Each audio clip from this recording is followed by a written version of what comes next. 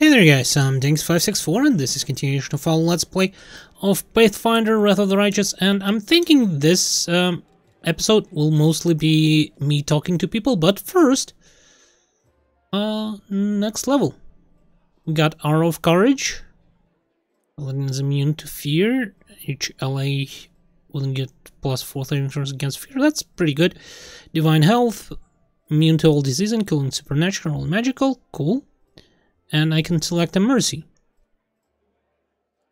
Okay. Well, let's see what we can see. Wait, do I get a feat? I also do get a feat. Nice. First of all, persuasion, yes. Perception, yes. Low religion, and I guess knowledge world? Let's go with Arcana. Okay, and as for feats, does it not recommend me anything? Armor focus. I might actually want to improve heavy armor focus to give myself a little bit more armor. That might be useful back to back. While you're flank and adjacent to an ally with this feat, you receive +2 circumstance bonus to AC. You can stack from the flanking opponent. So I think it more or less neglects flanking, right, by the enemy, which is nice. Blind fighting, not sure if it's useful. Bull rush. This feat gives you the character an ability to perform bull rush combat maneuver. It also grants 2 bonus to combat maneuver bonus when performing this maneuver, and +2 to combat maneuver defense when defending against it. The bull rush attempts to push opponent, striking back without doing any harm. If your combat maneuver is successful, your target is pushed back 5 feet. It's basically a push. Cleave. Standard, you can make a single attack as at your full base attack bonus against a foe within reach. If you hit, you deal damage normally and make an additional attack using your full base attack against the foe that is adjacent to the first and also within reach. That might be useful because that probably would have happened quite a few times. Plus, I'm mostly like a damage dealer at the moment. We can heal fatigue. That might be useful. Mercy shaken, second. Let's go with fatigued. We faced fatigued a few times before, and what's her name? Other paladin. We can take something else, I guess. Nice. Let's go speak to our, I guess, companions. Why am I running in circles? Yeah, there's only 3 of our companions. Well, I guess let's talk to everybody we can, right?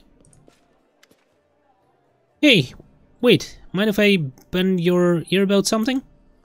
So, here's the first and most important thing. Beth gave you a crucial mission, I get that, and I know you'll get the job done. I saw you in action. But here's the rub. By sending you out on an errand, we're weakening our defenses here. If they come at us while you're gone, I don't know if we'll be able to fight them off. Everything seems clear so far. What else do you wish to discuss? Do you want me to stay here and guard the tavern? Do you want me to guard the tavern? You what? No, your task is far too important. You can't just hole up here and all cozy like, waiting for the demons to knock on the door. We need to take the fight to them. But if those freaks try to make a move on this place, Beth will send a runner to get you. If that happens, you leg it back here, alright? Because if you don't, you'll be coming back to an ashen pile, got it? Fair enough. What else do you wish to do? Everything seems clear so far. What else do you wish to discuss? So there is that damned beetle left with its scythe. Yeah, well, it cut city in 2. And it's kind of difficult to get across. My scouts tell me there's a halfway decent place to set up a crossing in the market square. Not that any of them tried to make sure, but if you got a mind to go across, and I think you're gonna have to eventually, you might wanna give a square once over. Okay. When do you think demons will attack next? Your guess is as good as mine. It might not be here, but they could attack the whole damn city.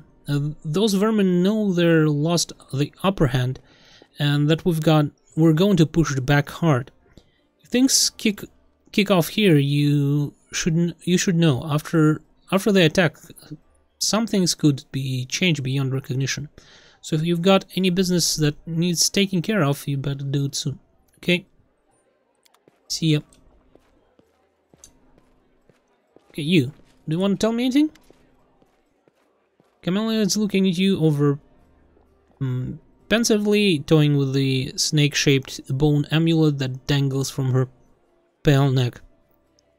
Noticing you glance, she flashes you a cold, barely there smile. Greetings. It seems for a moment that the girl wants to say something else, but the pause grows too long and she slips back into cautious silence. Well, tell me about yourself. You want to know more about me than you already do? Why? Camellia arches a dainty brow. I talk to the spirits of this tormented land, and they guide me in battle. I'll help you fight demons, and I swear that you can rely on me in this matter. Is that sufficient? Where did you learn to wield rapier? I had good teachers, although they don't get all the credits. I'm a most diligent student. Your amulet is quite unusual. Where did you get it? Ah, my little trinket. So nice of you to notice, but I assure you, this amulet is nothing but a bauble. Can a lady not be drawn to beautiful, useless things? Anyway, as much as I enjoy our delightful conversation, the spirits are calling me, and I must respond. Please excuse me. Camellia turns away, watching you, and out of the corner of her eye. Okay, can we talk about anything else? Your speech tells me you're of a noble birth. Camellia laughs her practiced musical laugh, and she watches you from under lowered lashes. You're most insightful, a fine quality to have. Camellia laughter ends, and unspoken word hang in the silence. Well, forgive me if my question disturbed you. I couldn't resist such a noble and beautiful lady. I will stop bothering you immediately if talking to me upsets you. Not at all. Our conversation is an exquisite delight. Yeah. Okay. I guess. What do we need to do? Clearpath. To serve Horgus. Yeah, we need to talk to Horgus because maybe he'll give us money. Spies among our ranks. Does not have number to force the demons out of the tower. Yeah, we need to scout the tower. Burning city. The Crusaders are seeking advice on a strange elf who calls himself Storyteller. Oh, yeah. Stouton might know something. Common sense, gather allies. How many? Yeah, any allies we need to get them here, right?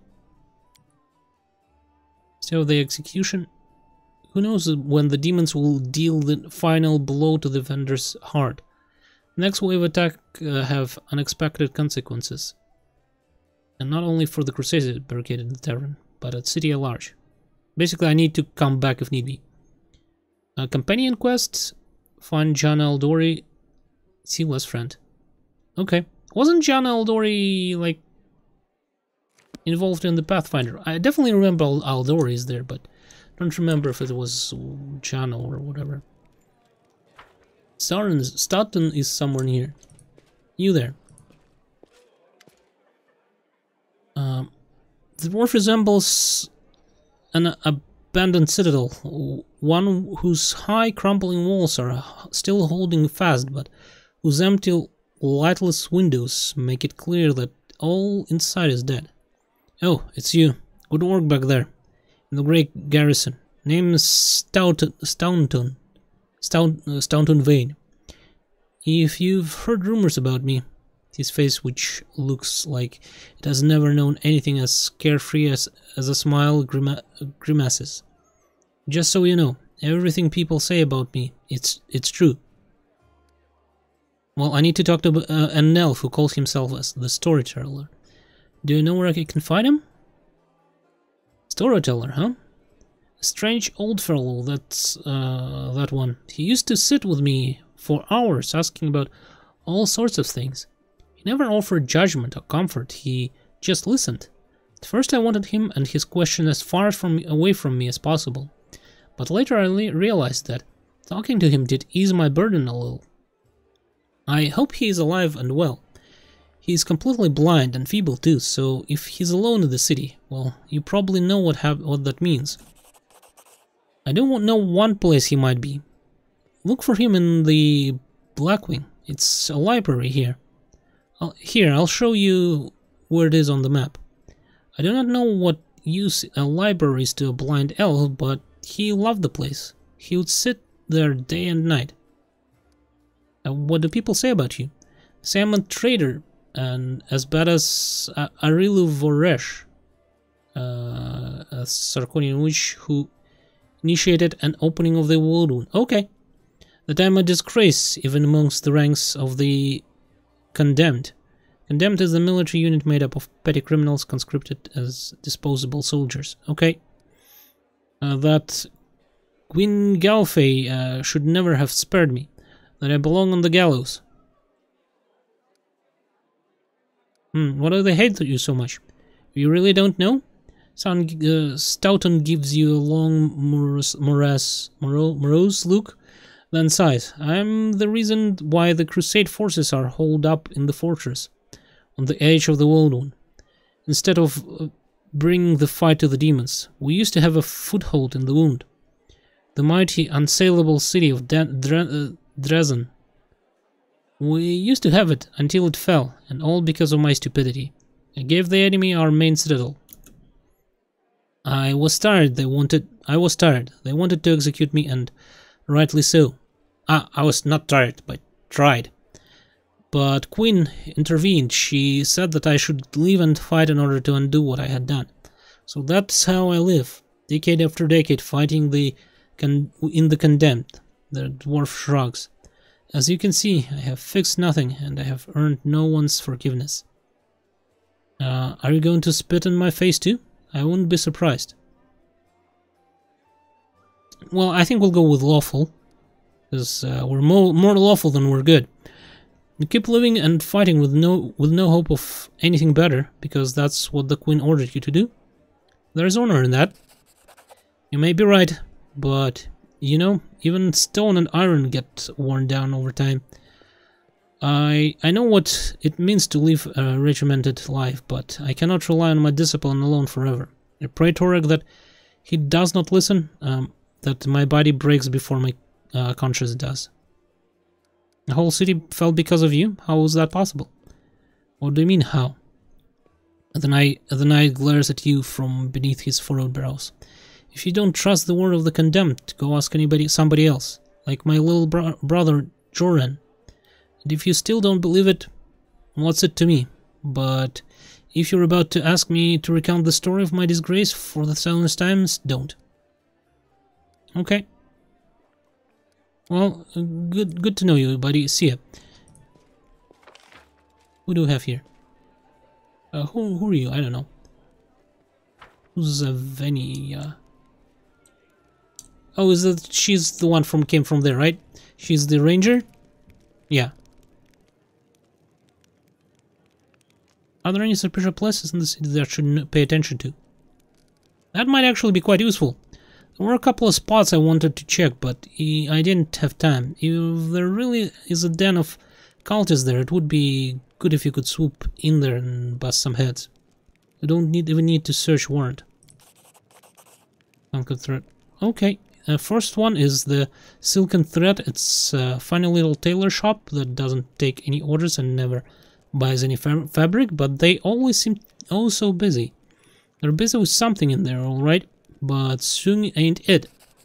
The second one is the alchemy shop, Tapas Solutions, and they trade in everything, not just healing potion. Judging by the ingredients they've been buying on the black market, there's something fishy about the alchemical rituals going down in that place. Okay, I have to go. I don't really care about you.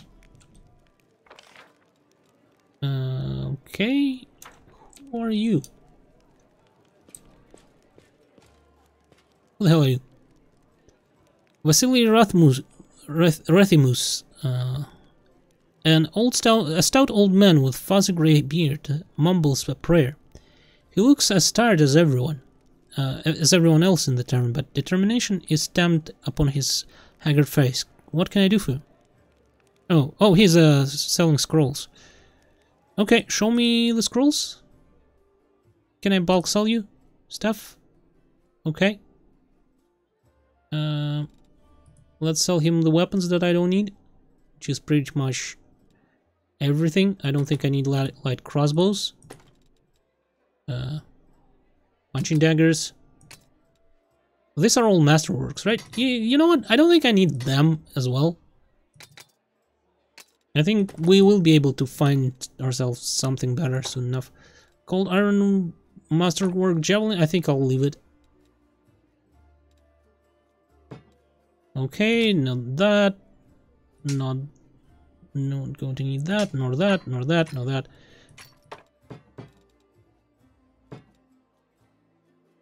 I don't think so. Yeah, mostly I'll be doing probably just that this episode, just selling everything.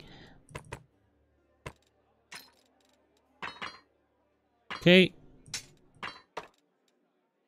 What is that? Masterwork short sword? I don't think we need that. We have better stuff.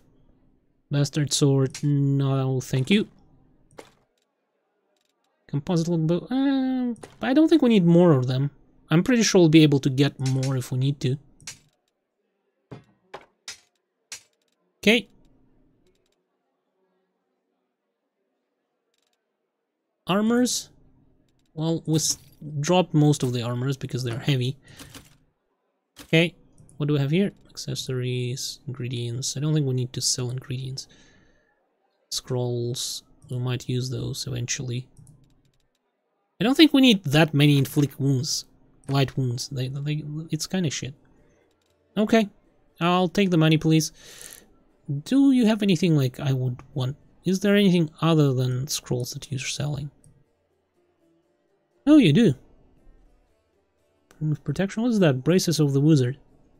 The braces grant their wielder an armor bonus of 2, just as though they were wearing armor, and a +3 competence bonus on Arcana check. That's pretty good, but I don't think well, I cannot afford it in the first place, but I don't think I need that as well. It's not critical. Icy Protector, +2 natural armor, I see. The ring grants the wearer cold resistance of 10 if the wearer has an Ice Plant Axe. Okay. Guardian of Life. As long as the wearer of this amulet is under effect of the Death Ward spell, they get +2 morale bonus to AC against attacks of undead creatures. If they use any single target cure wounds spell on the target whose current number of HP is 0 or less, the target is healed for an additional number of HP equal to their number. I guess it's pretty useful for a healer. But Scroll Scribe Kit, what do they do? Oh, allows us to create scrolls of level 4. Cool. Also, she has ingredients, scrolls. Yeah, that's cool. I don't think I need anything of that. Once.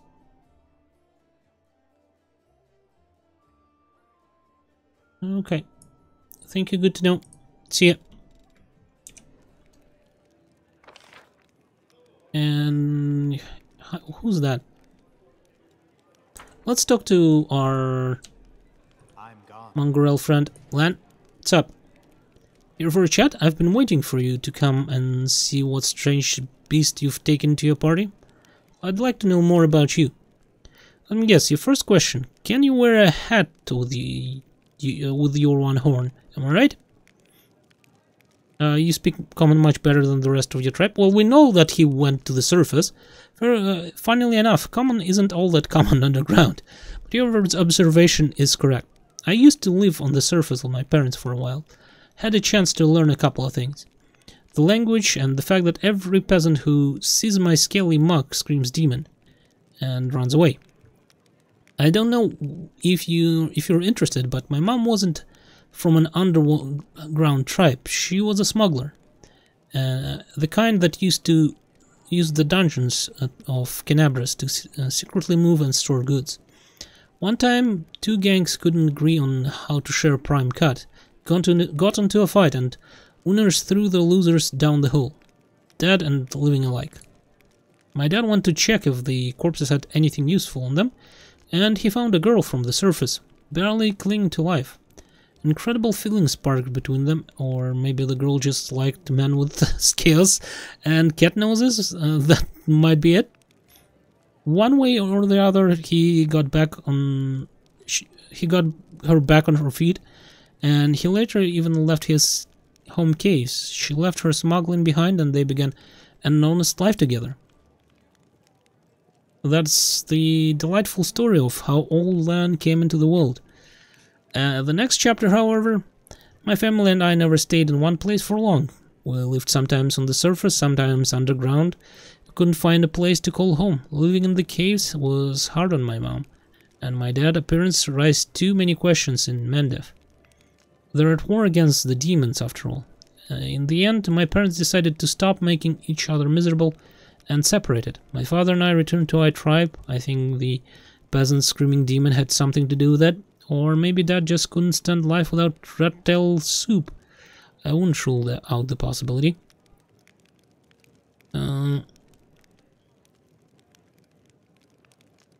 Mongrel have short lifespans, but you don't look like you're getting old or dying. How old are you? I'm as old as I look, no surprises there. But remember Sal? He's 10 years older than me. I remember him back when he was a fearless warrior. And day by day I watched him turn into an old man, him and my father.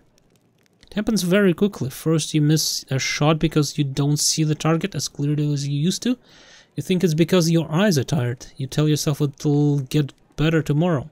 And you notice you're having trouble breathing, that climbing is harder than before. Len clenches and unclenches his human fist.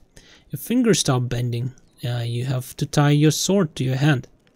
You can't even put on your greaves without help. When you're washing your face in the stream, sometimes you catch a sight of gray-haired, wrinkled old men you don't recognize. This goes on until one day you come across a cave beast and you realize you can't outrun it. My dad kept diaries marking all the signs, and I saw it too. The last year I had to help him get out of bed, help him dress, remind him to eat. Sometimes he forgot my name. I told him that we should have stayed on the surface. He joked that dodging goddess was a behavior unworthy of Crusader. He meant Pharasma. Pharasma is the goddess of death, I believe. I'm pretty sure it is. Don't remember quite well though. Every morning I wake up like of afterlife more, not like death itself. Oh, anyways, I wake up and check how I feel, but there are no signs yet. Even so, I know I don't have much time. I need to do something useful before I forget why I came here. I want to talk about Wenduag. Are you sure? Alright. Tell me about a connection to Wenduag. My connection to Wenduag. I mean, where do I start? We grew up together, trained together. She was a chief's daughter. She was groomed to be the best all her life, and then I came along. We were rivals, but we dragged each other out of tight spots too. I've always been drawn to grand heroic gestures, sometimes idiotic ones, whereas Windu liked to roam unexplored passages, finding new caves and making maps. She wanted to be a great huntress, the one who'd make it through the shield maze, but instead she... It better be if she died. The death of a friend is painful, but watching a friend become a shadow of their former self is unbearable. She doesn't think she's... Well, I don't think my guy would say that. She is. She's a freaking traitor and should be punished and killed and found and all that things. Were you just friends or were you more than that? Whoa, you really don't pull your punches, do you? Lennox hails loudly. There was a time when I asked myself the same question. Wenduag knew me better than anyone. She understood me better than anyone. She was the first girl I ever, but we never loved each other. Maybe I could have grown to love her, but it always seemed she never understood what love was. Maybe she just wasn't capable of those kind of feelings. That's all I wanted to know. So you wear a hat with... So, can you wear a hat with your one horn? Sure I can, but certain designs don't suit me well. Okay.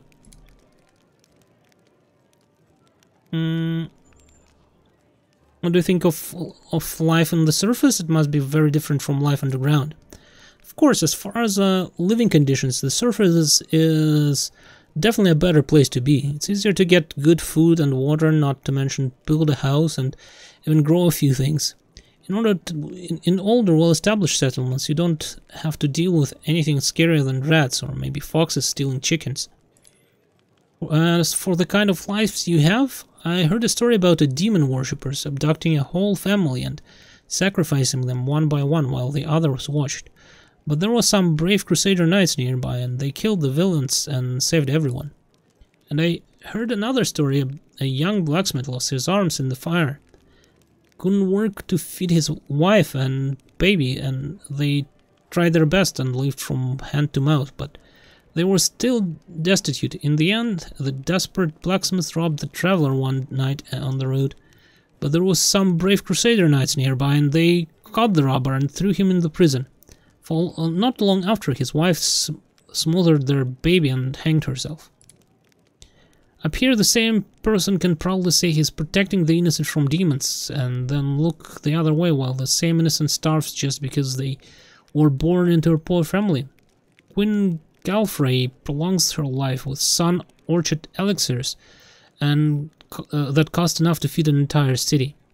Back in our caves, everyone is equally poor, and if one person starves, the whole tribe starves. We don't abandon our own in times of trouble. That's the power of a tribe.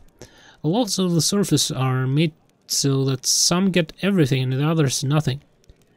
I might just be a naive fool from the caves, but I don't understand how it's possible to have so much more and share so much less. True. True. Anyway, look who I'm talking to. You must know life on the surface much better than I do. I never leave a needy person in trouble. That probably isn't true. We've been given more than most, which means I'm now more able to help others. We're in a struggle for our very survival against the abyss. This is no time to upend society in a quest for fairness. So you think the world wound hadn't happened? If the world wound hadn't happened, the surface would have already changed for the better? I'm not so sure. I'm not even sure my kinfolk wouldn't find their way to inventing their own aristocracy if they ever got their hands on anything valuable enough to divide unfairly.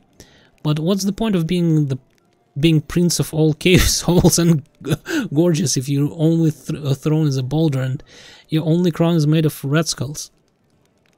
Okay, see ya. Well, let's go talk to... I'm pretty sure, what's his name? Oh, I need to talk to Horace, he's over there. Well, let's talk to Seela, since we're talking to everybody, right? Hey there. During that march through the dungeon, we've never got the chance to exchange proper greetings. It's high time I shake your hand.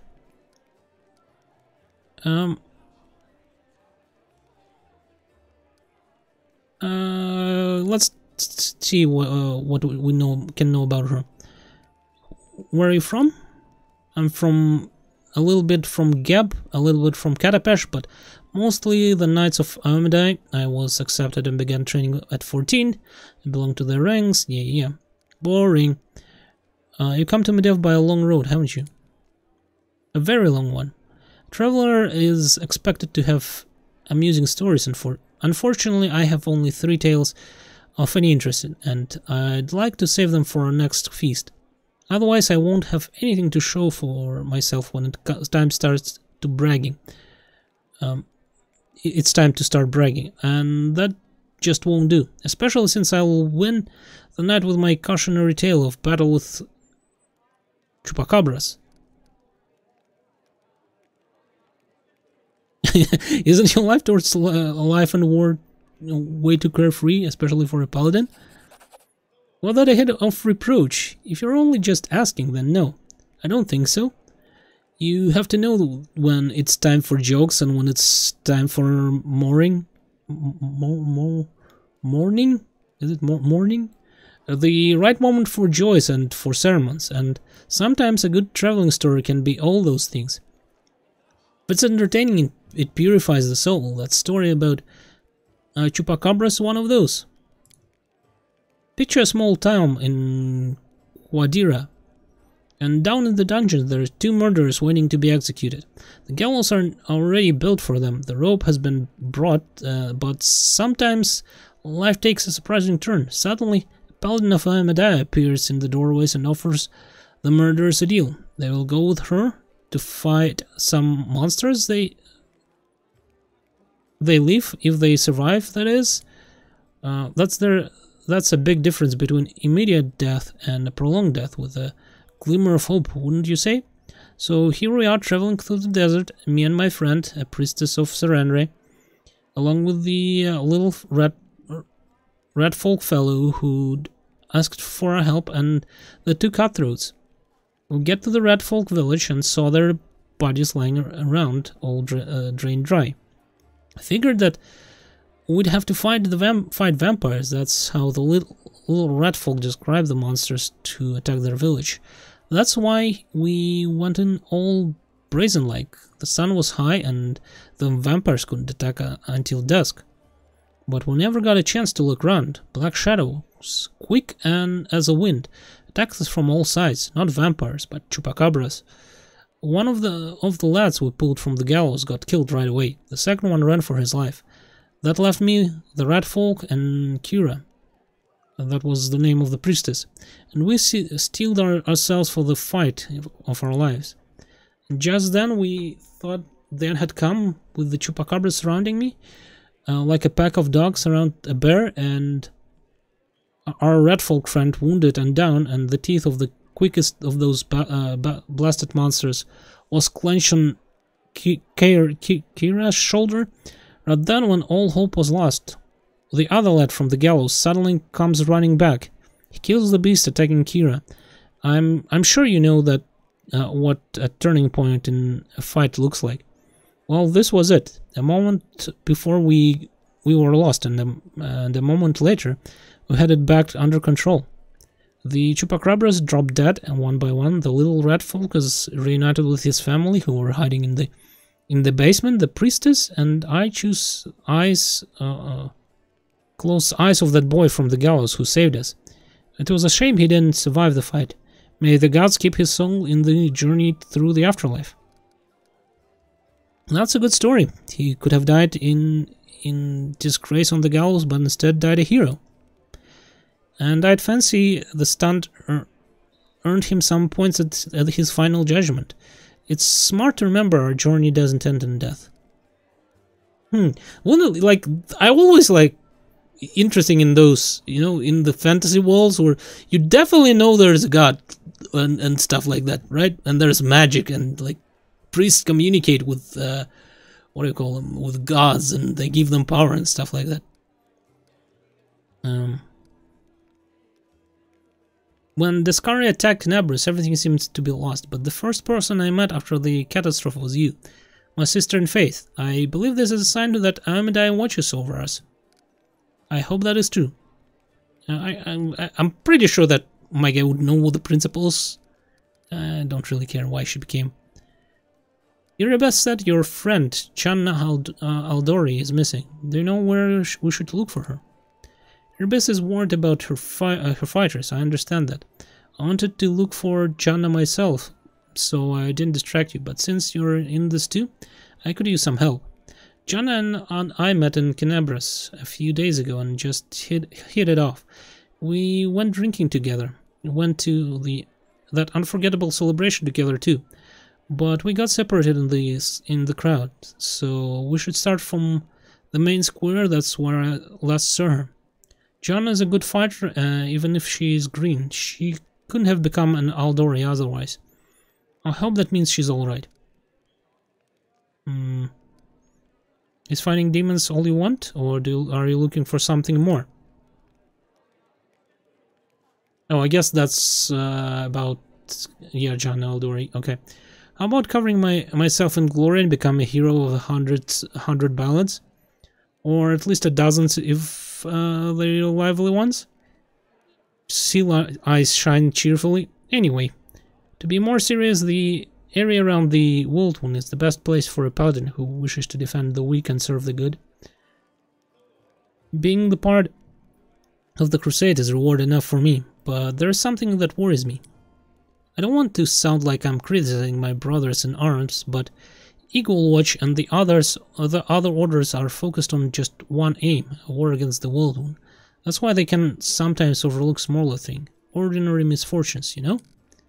I was like being a wandering knight, because any moment I could get up and go help poor red folks whose family had been kidnapped, or an old woman whose favorite dog had gone missing.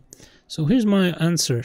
I don't have some big important goal, but I'll be happy to help those who need it. A little bit here and a little bit there. Well, thanks. See ya. Oh, right, that's the paladin, right? So, you. Any success? How's the city? What's our main objective? Heard that what the demons said. They're going to desecrate the wardstone and blow them up. Blow up the whole barrier around the World Wound. That could be an even worse disaster than the World Wound's expansion before the Second Crusade. Not only Canabras, but every city within the wardstone will be destroyed. With the wardstone will be destroyed, including the capital. We can't allow that, no matter what. We will retake it and even destroy it if we must. Almedae gift must not become a weapon of the Abyss. Okay, I think we talked to her enough before that, so see ya. Let's go talk to Hogros. He might give us something, but probably he won't. Oh, he did indeed give us 2k. Nice. Where did you get those? Here, take this. Yes, it's 2000 coins.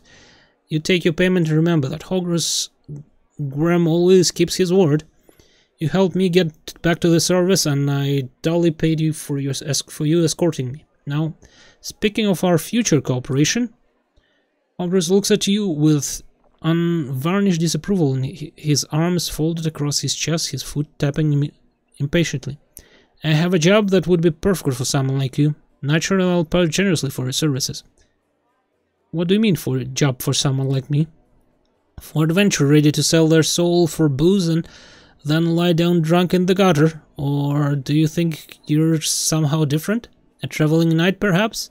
Noble of heart, but without a coin to your name? Hogros sizes you up critically, then sighs and shrugs. You seem a reliable enough ally to me, and you did get me out of those mongrel caves. So why should I care what you do with my money once you've got it? Succeeded perception check. Hogros seems like one of those people who thinks the entire world owes him something. However, you hear notes of hysteria beneath his smug arrogance.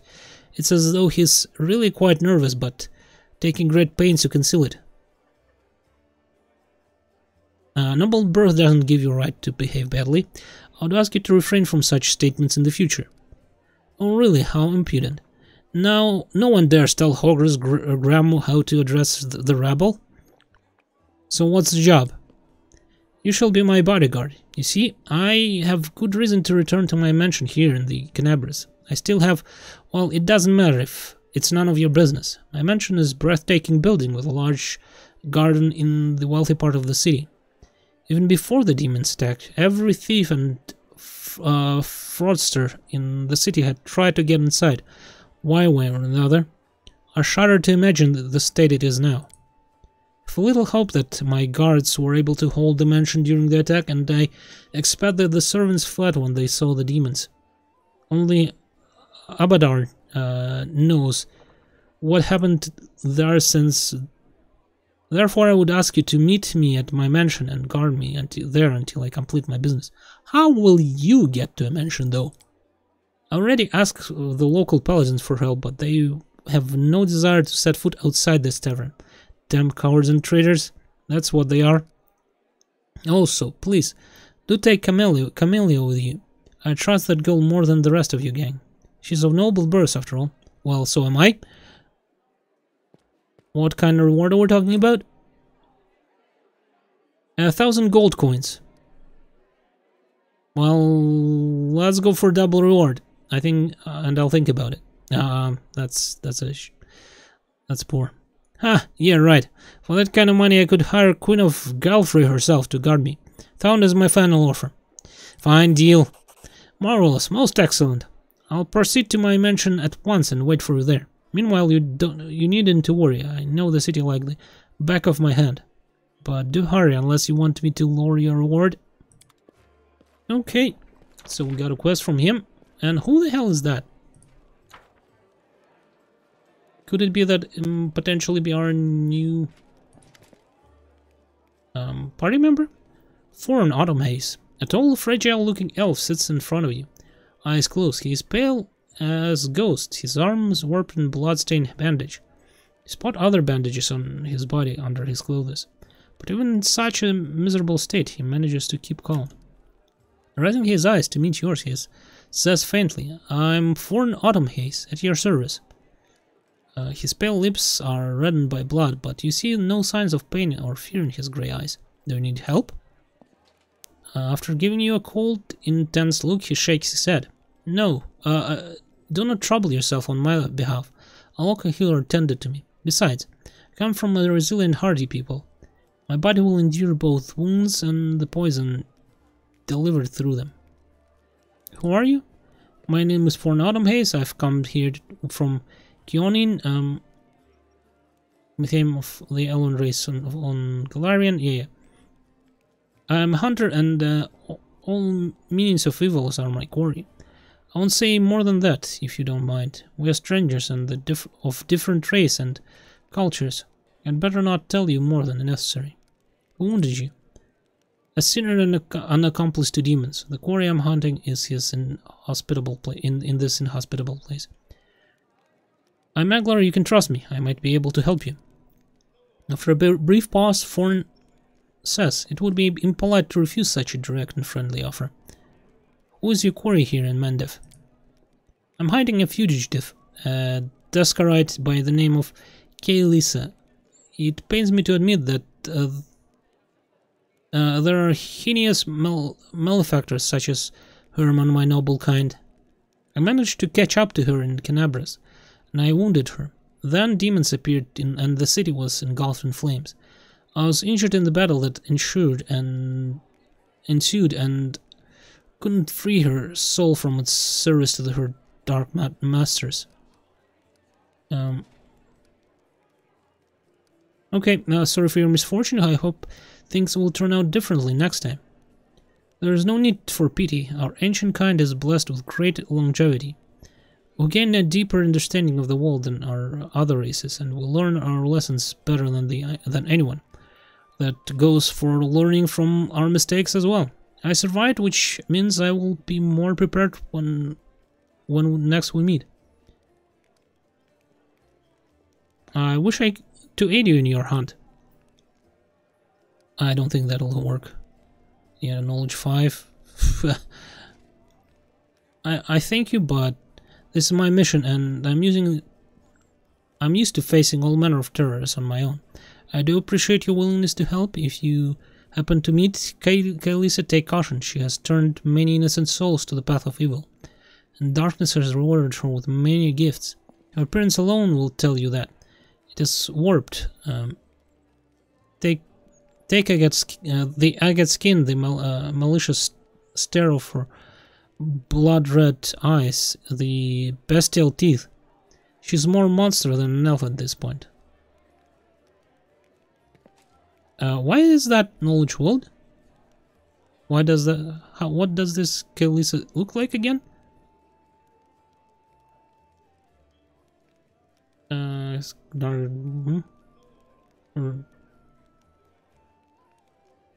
I've come to know what her red eyes can see perfectly in the dark, which, to my dismay, I've come to know from experience. But bright light causes her kind pain. I used an alchemical powder that explodes in dazzling flash, and she cried out as I had stabbed her. Okay, good to know. Oh, well, I have to go. See ya. Okay, so there's some sort of a demon elf somewhere in there. Wait a second. There is a... We can go to the basement. Let's go to the basement. Who are you? Surrender thy soul, Delvan. Amidai, protect us. Haha, got you again. How many times is that day? Take your jokes and shove them, Tifling. No, easy there, Chief. Don't hit me. Can I actually loot this? I'll just save in case I can't. Seems like I can. It's not red or anything. Cool. Before we go and talk to him, let's see what we can see here. What is that? Oh. What did I just pull? Oh, that's an outside, okay.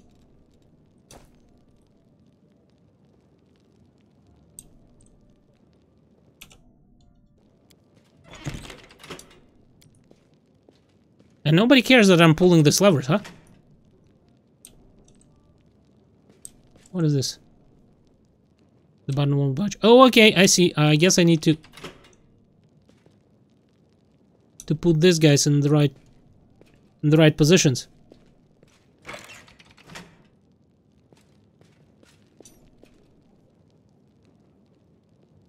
It won't budge. What if I'll... So all of them are up now? No, this one is down, right? It's hard to see what's happening with this one. Do I have any... No.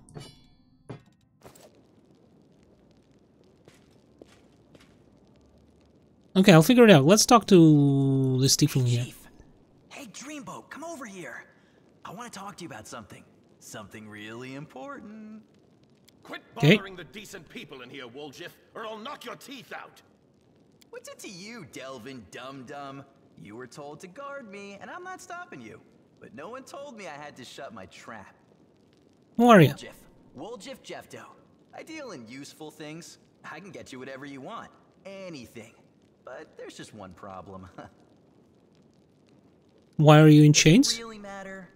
Don't get hung up on the past, Chief. Don't look to the future. Live in the here and now. He was caught thieving. What do you want from me? For you. Simple job, 30 minutes tops. We go someplace, talk to someone, and in return, whatever you want, I'll get it for you. Some extra rations, no problem. Armor, weapons, scrolls, you name it. It's as good as yours. If you need my help with something, whistle and I'll be there. I'm handy enough with knives too, and even my magic know-how isn't too shabby. What a load of guff. If you were good at magic, you wouldn't be stuck in here now, would you? Don't you listen to him, Chief. He'd find fault with the Queen herself. I'll be useful to have in battle, and I'll sell whatever you want at a reasonable price. It's your lucky day. You won't meet another gem like me in Canabras. Okay, your shadow, what was that? Get me out of here and I'll tell you. And don't worry, it's not contagious. Okay, I can help you. I can't help you while you're chained up here. How can I free you? That's easy. You know Irabeth? Feisty looking gal, always wears armor. You can't miss her. She's the meanest fighter in the whole city. When you see her, put in a good word for me, will ya? Tell her there's this guy Wolfgang locked up for no good reason in the Defender's Heart. Well, for the follies of his youth. And he really wants to get out on bail so he can keep up his good behavior and make a contribution to society. You got that? Will you do it? Sure, I'll talk to her. I knew I could count. Because I'd love to get myself another party member.